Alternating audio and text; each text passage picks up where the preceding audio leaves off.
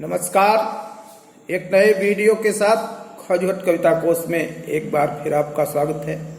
यदि अभी तक आपने हमारे चैनल को सब्सक्राइब नहीं किया है तो यथाशीघ्र सब्सक्राइब करने का कष्ट करें ताकि आगे आने वाले वीडियो आपको आसानी से उपलब्ध हो सकें।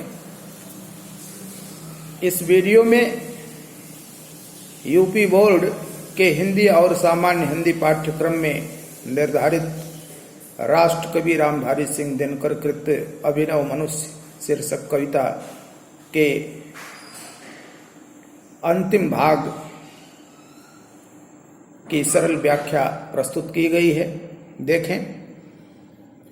किंतु नर प्रज्ञा सदा गतिशालिनी उद्दाम, ले नहीं सकती कहीं रुक एक पल विश्राम। यह परिचित भूमि यह पोथी पठित प्राचीन, सोचने को दे उसे अब बात कौन नवीन। यह लघुग्रह भूमि मंडल व्योम यह संकीर्ण, चाहिए नर को नया कुछ और जग विस्तीर्ण। प्रज्ञा कहते हैं बुद्धि को, गतिशालिनी उद्दाम, तीव्र गति से चलने वाली। उद्दाम माने प्रचंड तीव्र, वो गतिशालिनी माने गति करे। पोथी पुस्तक, व्योम माने आकाश, संकीर्ण माने छोटा।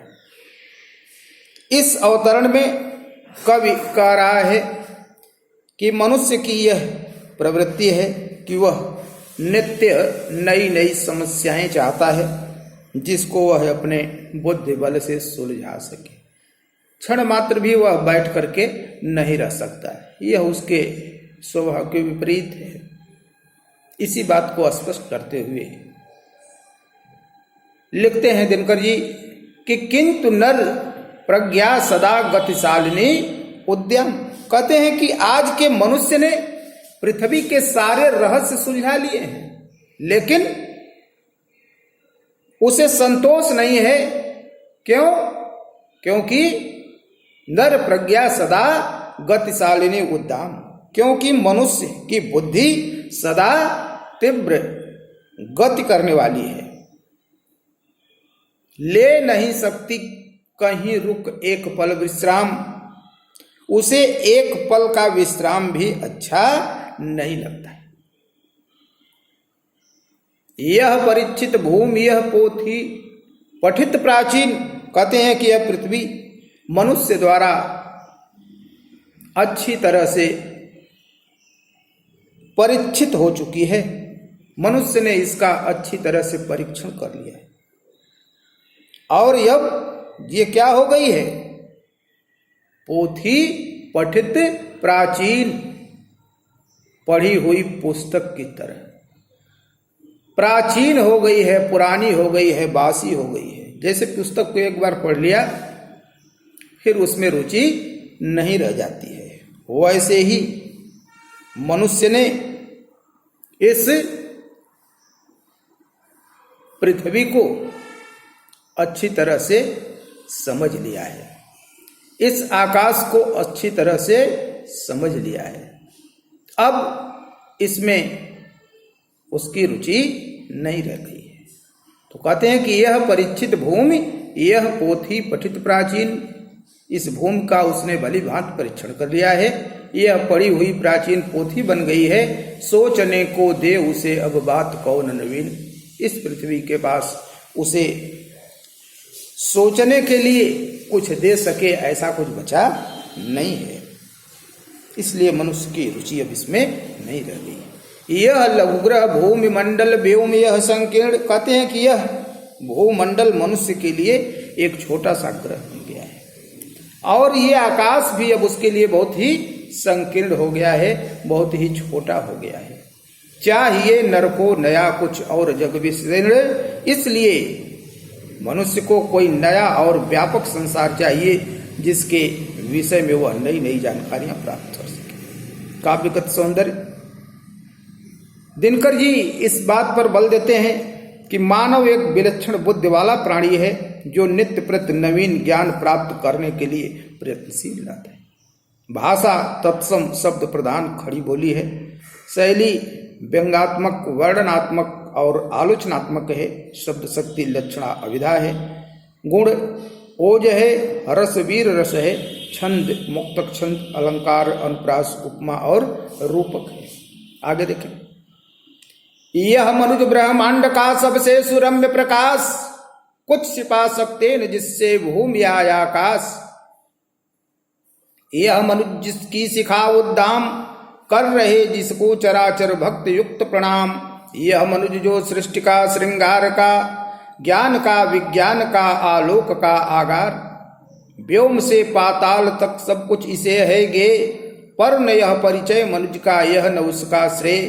श्रेय उसका बुद्धि पर चैतन्य उर की जीत, श्रेय मानव की असीमित मानवों से प्रेत। एक नर से दूसरे के बीच का व्यवधान, तोड़ दे जो बस वही ज्ञानी वही विद्वान, और मानव भी वही।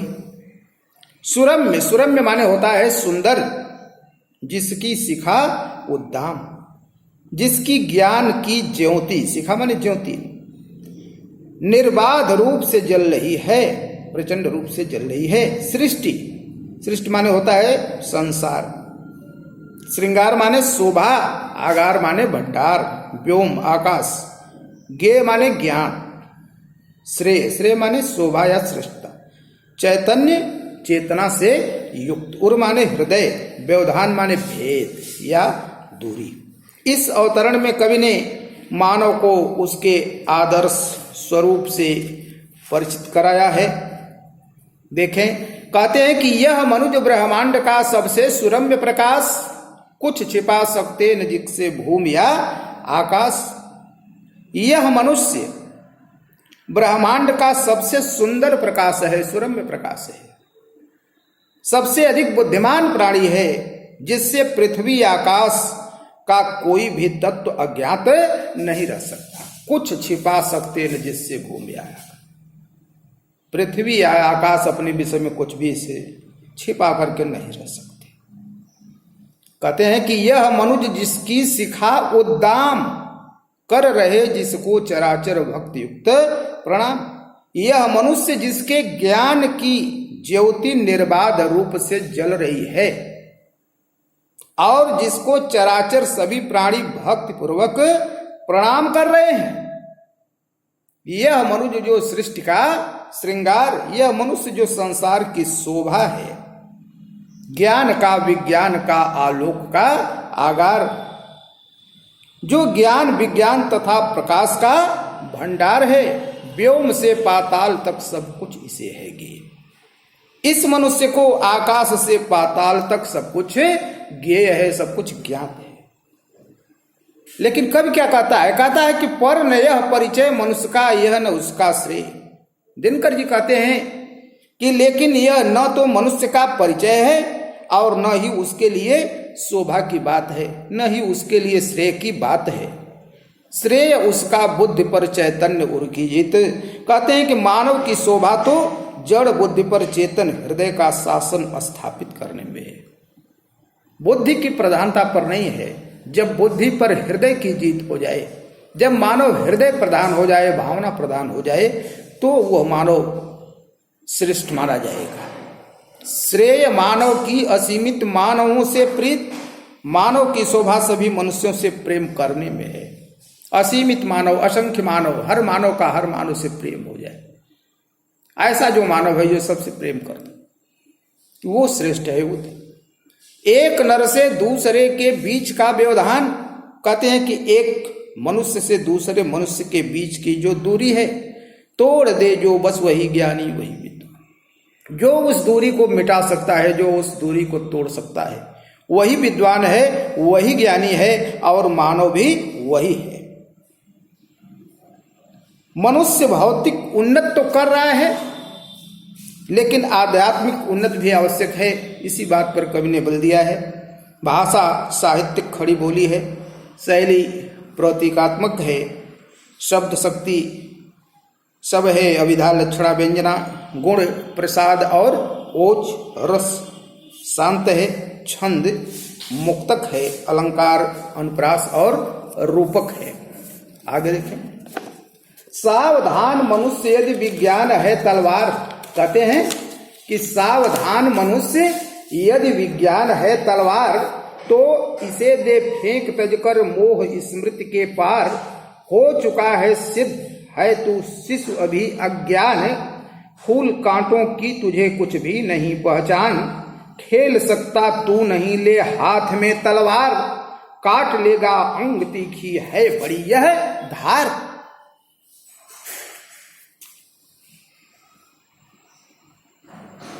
इस अवतरण में कवि ने मानव को विज्ञान के विनाशकारी रूप से सावधान किया है। विज्ञान वरदान तो है, लेकिन ये विनाश का पर्याय भी बन सकता है। इसलिए दिनकर जी सावधान करते हुए कहते हैं कि सावधान मनुष्य यदि विज्ञान है तलवार, हे मनुष्य यदि तुम विज्ञान को तलवार की तरह विनाशकारी मानता है तो सावधान हो जा। तो इसे दे फेंक तजकर मोह स्मृति के पार, तो इसे तू फेंक दे। तजकर मोह, मोह त्याग दे इसका, इसे फेंक दे। और लिखा स्मृति के पार, केवल फेंकना नहीं है, फेंक करके इसको भूल जाना है, इसकी याद भी नहीं रखनी है। क्यों? क्योंकि कहा कि हो चुका है सिद्ध, यह बार बार प्रमाणित हो चुका है, यह बार बार साबित हो चुका है कि है तू शिशु अभी अज्ञान, तू अभी अज्ञानी शिशु है, अज्ञानी बालक है, मतलब बालक के समान है। जैसे बालक को उचित अनुचित का ज्ञान नहीं होता, वैसे ही अभी इस मनुष्य को भी विज्ञान को लेकर के उसके विषय में उचित अनुचित का ज्ञान नहीं हुआ है, लाभ हानि का ज्ञान नहीं हुआ है। इसलिए कहते हैं कि फूल कांटों की तुझे कुछ भी नहीं पहचान। फूल कांटों की पहचान माने वही लाभ हानि गुण दोष की पहचान नहीं। खेल सकता तू नहीं ले हाथ में तलवार, तो हाथ में तलवार लेकर के खेल नहीं सकता है।